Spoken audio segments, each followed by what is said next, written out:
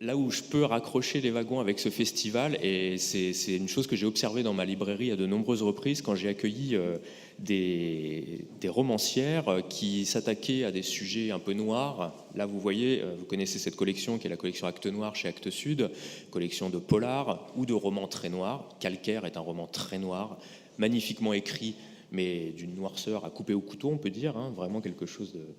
Il a un côté lumineux aussi, Oui, quand bien les sûr. personnages sortent des souterrains. Voilà, absolument. Mais malgré tout, on peut quand même dire qu'il y a quand même un sujet qui est assez... D'ailleurs, c'est pour ça qu'il est dans cette collection et pas dans la collection traditionnelle d'Actes Sud. Donc voilà, je voulais vous dire que quand je reçois dans ma librairie des romancières qui font des choses très noires, souvent on est étonné. Le monde du polar est un monde assez machiste. Il y a beaucoup de romancières que vous connaissez, Fred Vargas, Dominique Sylvain, des gens. Il y a eu une édition qui a été consacrée ici aux romancières qui s'occupent de romans noirs. Mais moi, c'est la première question que je voulais poser à Caroline de Mulder. Est-ce que, quand vous vous êtes retrouvée peut-être dans des salons, est-ce que ce type de réflexion a pu arriver sur le fait d'être une femme et d'écrire des choses absolument sinistres, ou en tout cas dans des ambiances qui peuvent être des ambiances très très noires?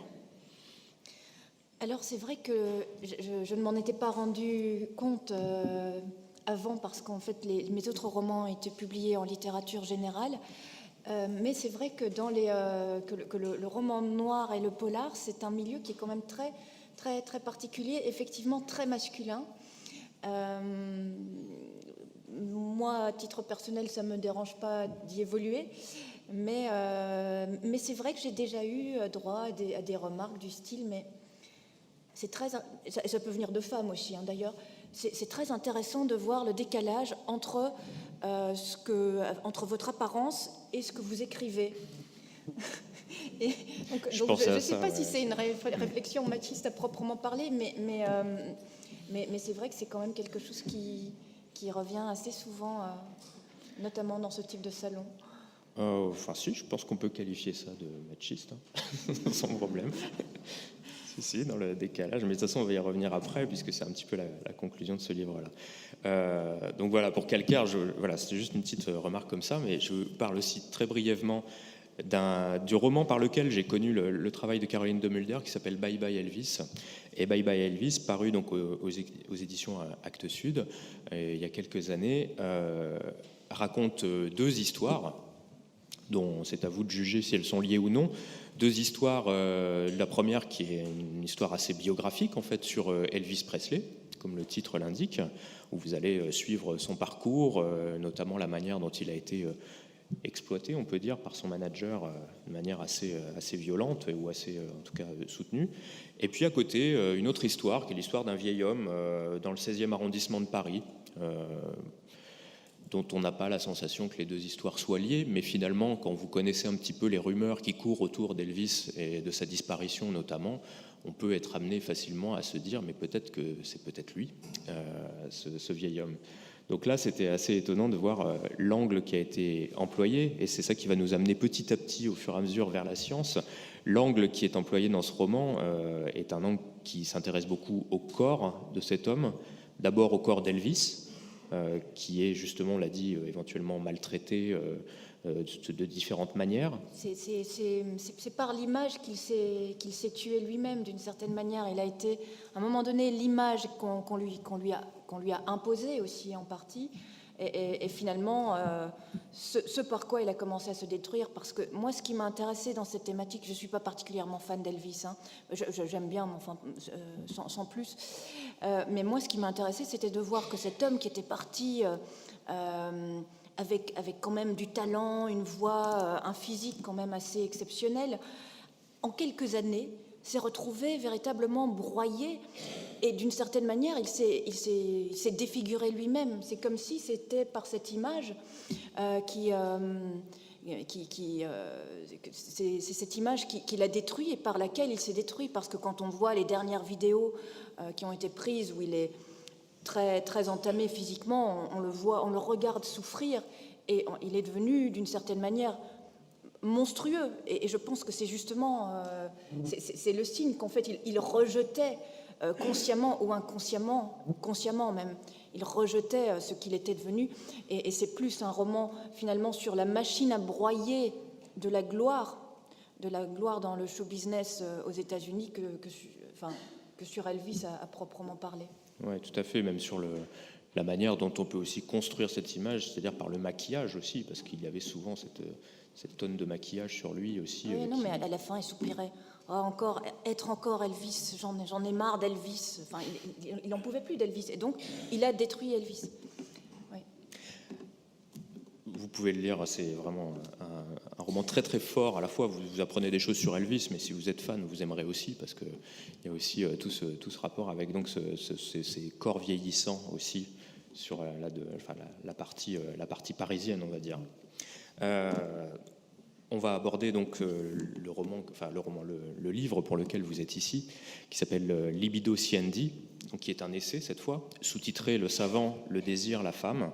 Alors je voulais introduire cet entretien avec une citation de Tchekhov en fait, qui disait que, vous savez que Tchekhov, dramaturge russe, était médecin de formation, c'était son travail. Et d'ailleurs, il a exercé, même pendant qu'il était célèbre, qu'il continuait à écrire des nouvelles, il continuait à aller dans les campagnes pour exercer la médecine. Et il avait coutume de dire que la médecine était sa femme légitime et que la littérature était sa maîtresse. Et il y avait cette idée que j'ai retrouvée un petit peu à certains moments dans cet essai, qui traite donc de comment en littérature, on va peut-être parler de la période qui est traitée, mais comment en littérature, le thème de la science, du savant, est abordé par les auteurs littéraires. C'est un livre qui couvre quelle période littéraire ? Alors, la période que je commence à traiter, c'est en fait la période à partir de Francis Bacon, qui est donc le début du XVIIe siècle, parce que là, Bacon, c'est le fondateur de la science moderne, parce qu'à ce moment-là, la nature change de statut et devient véritablement instrumentalisée. C'est aussi l'époque où on commence à voir la nature représentée comme une Isis, comme une statue ou une image de femme se dévoilant. Donc ce sont deux faits qui vont de pair. Je commence donc à parler à partir du XVIIe siècle, mais je me concentre surtout sur le XIXe siècle, qui est la période où la scientificité et où le progrès scientifique font vraiment un bond en avant. Et c'est une période qui est aussi particulièrement intéressante parce que donc on continue à voir cette image d'une nature qu'on doit déshabiller ou qui se déshabille elle-même pour être étudiée.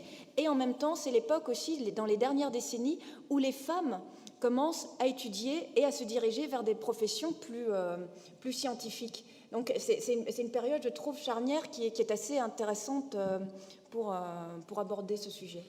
Oui, parce que principalement, donc, les deux aspects qui traversent tout ce livre et toute cette étude, en fait, c'est que effectivement, la science, c'est une affaire d'hommes.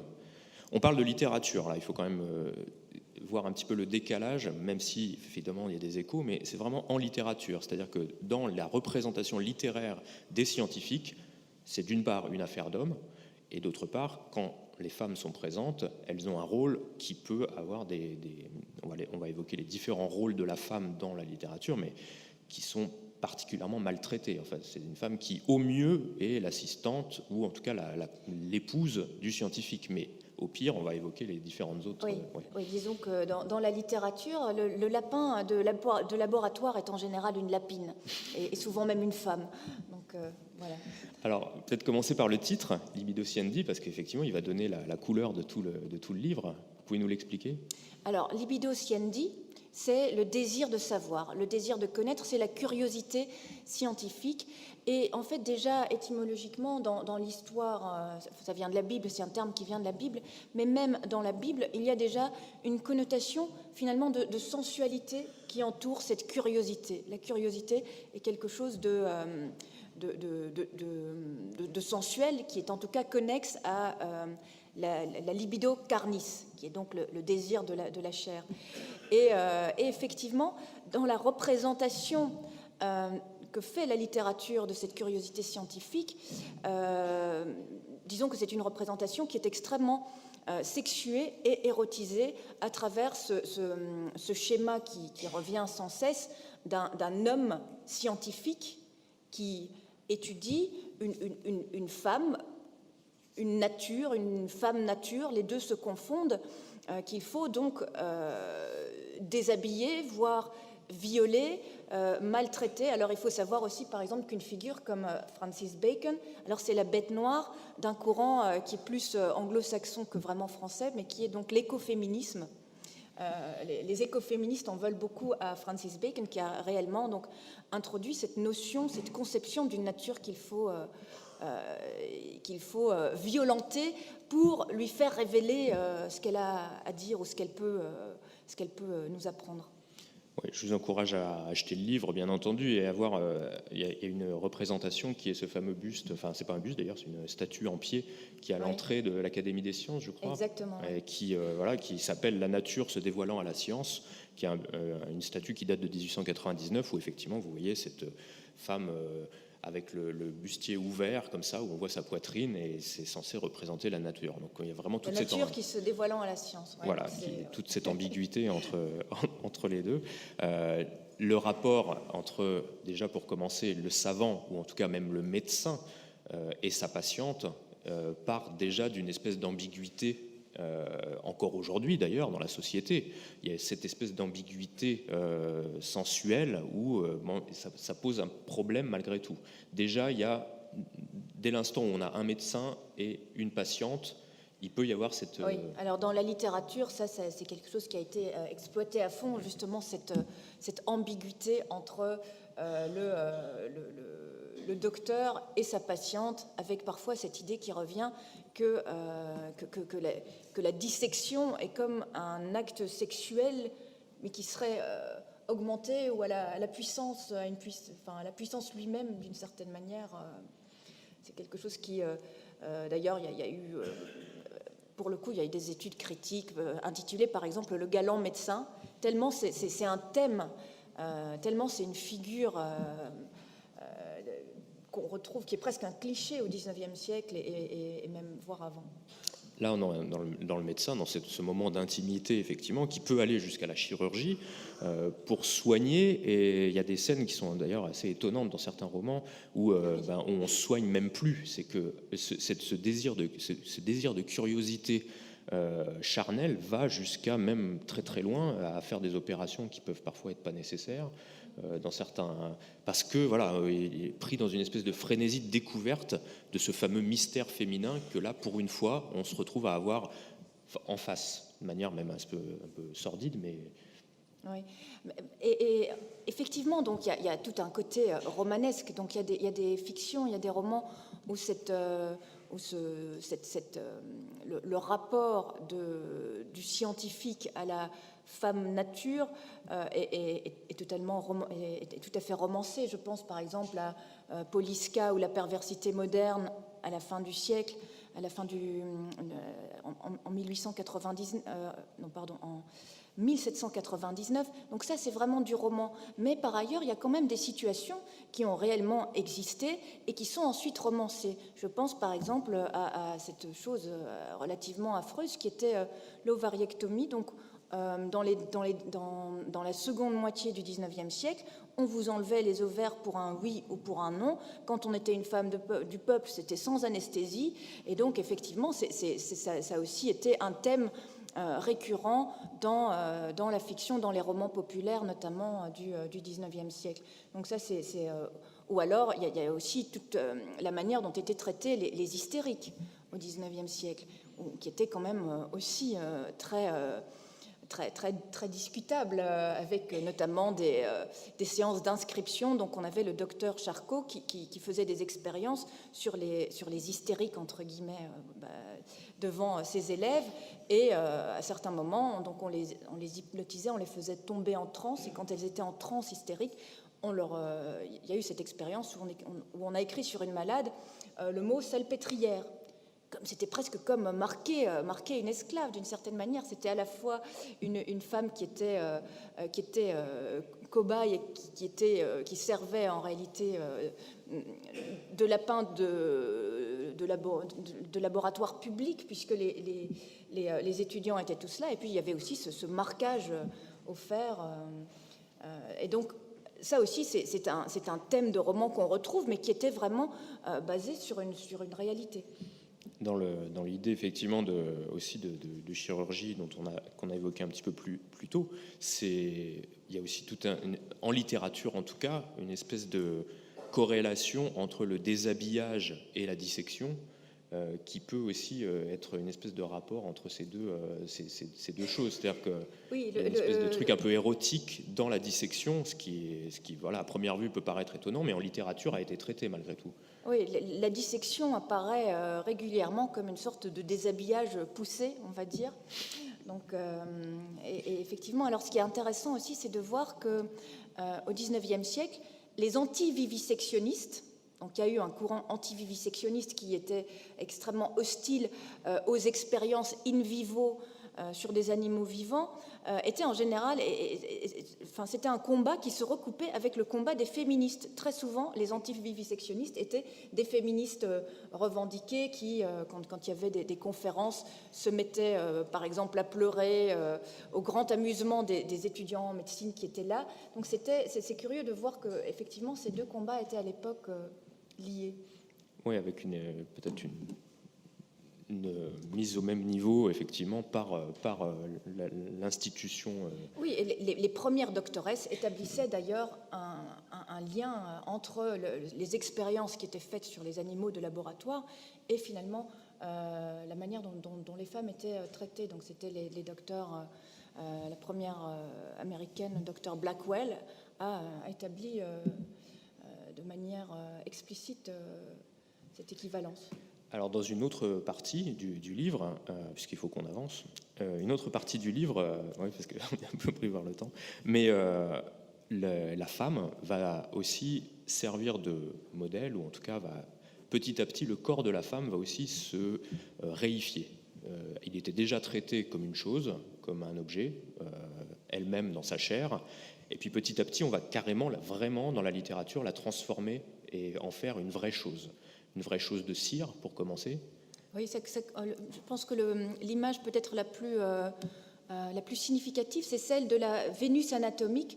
Je ne sais pas si certains d'entre vous connaissent ces poupées, en fait, qui étaient à l'image d'une femme, et en général d'une femme assez jeune et jolie, dont on pouvait en fait enlever Donc on ouvrait le ventre, et puis on pouvait regarder les différents organes.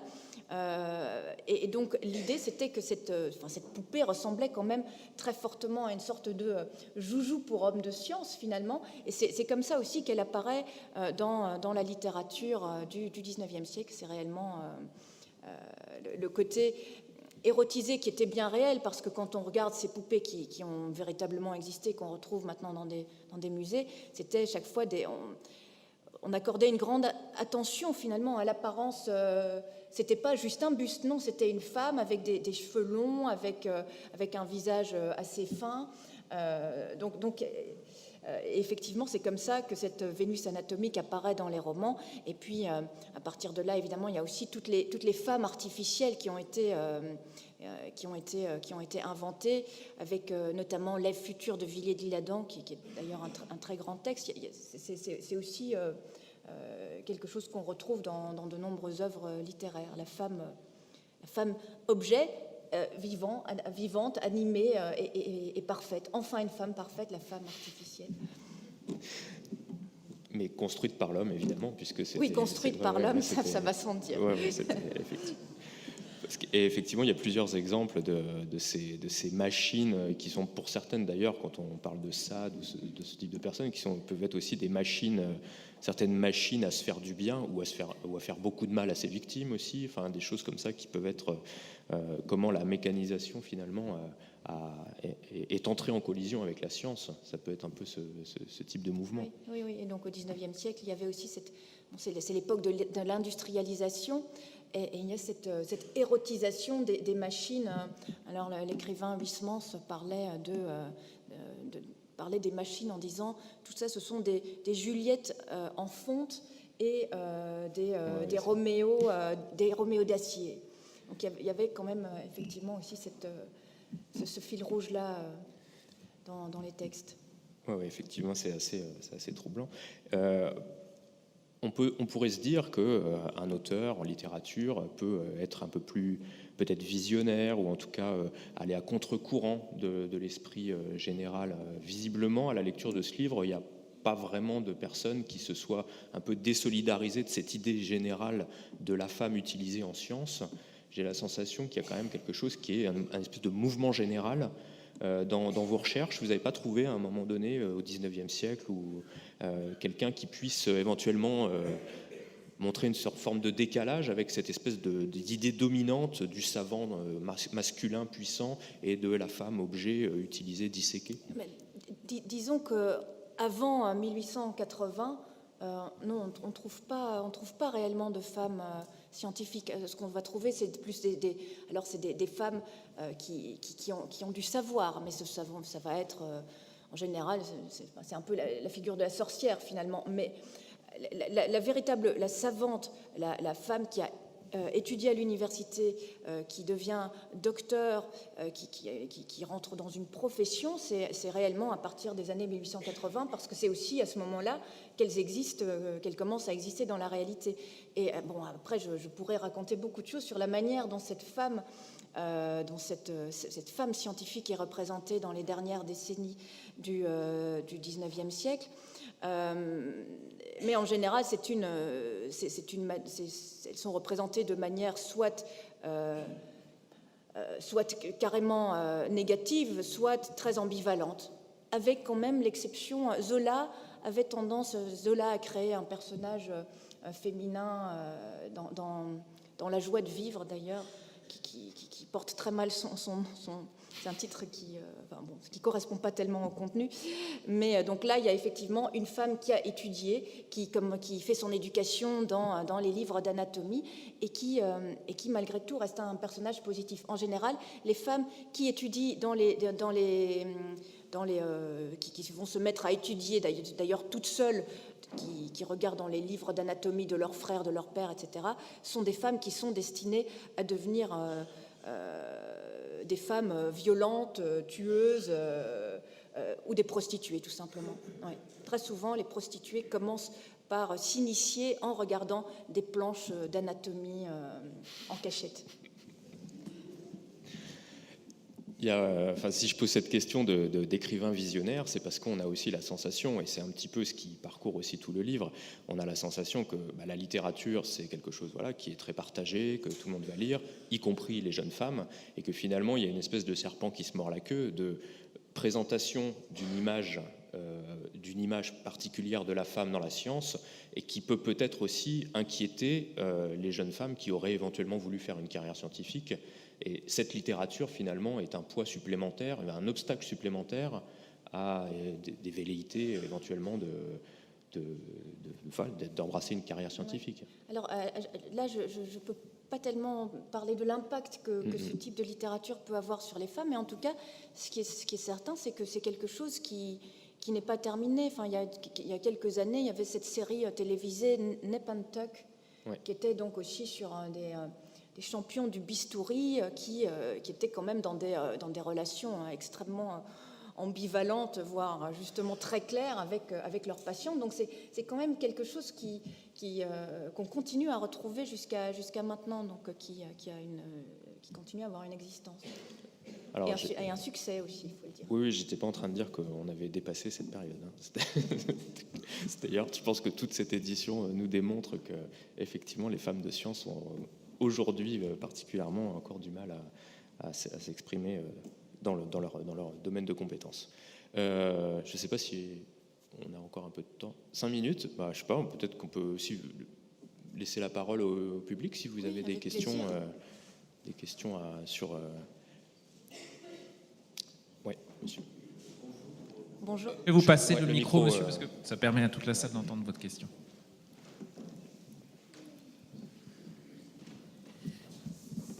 Merci, bonjour et rebonjour, puisque nous avons l'occasion d'échanger. Je suppose que pour écrire ce livre, vous avez été amené à recueillir une documentation assez importante. Est-ce qu'on peut savoir comment vous y êtes prise ? En fait, je suis romancière et par ailleurs, je suis enseignante aussi. Je travaille à l'université de Namur et je suis enseignante-chercheuse. Donc, enfin, voilà, j'ai écrit ce livre qui est un essai. Donc, c'est pas vraiment un travail universitaire au sens propre du terme. C'est un essai qui se veut quand même accessible. Mais je me suis documentée comme tout chercheur ou toute chercheuse en lisant tout ce qui avait été fait sur le sujet jusque-là et en essayant après de prolonger par mes propres analyses. Merci. J'ai encore une autre question, si vous permettez. Oui. J'ai vu, d'après votre bibliographie, que vous êtes intéressé par des thèmes assez différents les uns des autres. Elvis Presley, le tango aussi, vous avez écrit un livre sur le tango. Celui-ci dont nous parlons, un polar. Qu'est-ce qui vous motive pour vous intéresser à tous ces sujets divers? Je pense qu'être écrivain, c'est justement avoir cette liberté de changer tout à fait d'univers. Moi, c'est ça qui m'intéresse, c'est de me sortir de mon univers et d'essayer d'en explorer d'autres. Et voilà, j'aime bien changer d'horizon.